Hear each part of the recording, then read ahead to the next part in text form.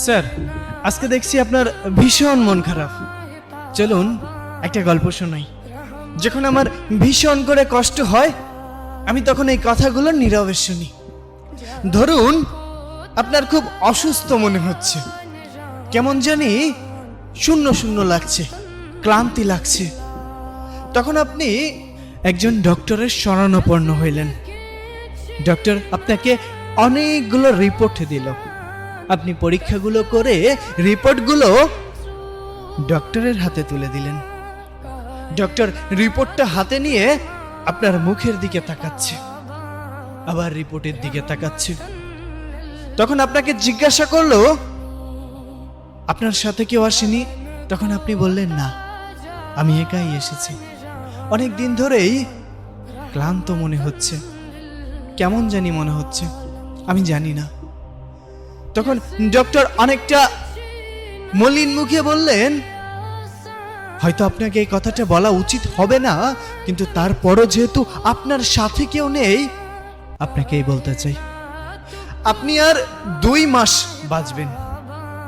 আপনার জীবনের সব ইচ্ছা আকাঙ্ক্ষা সবকিছু পূরণ করে নিন।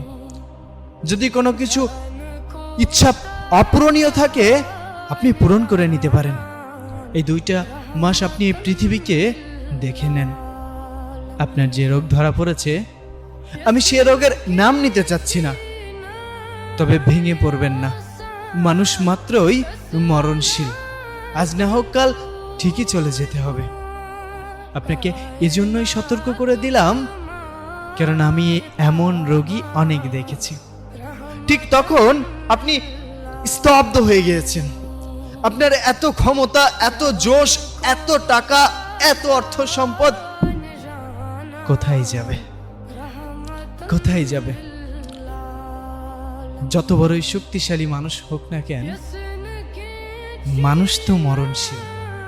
আপনি রিপোর্টগুলো হাতে নিয়ে হসপিটাল থেকে বের হয়ে যাচ্ছেন।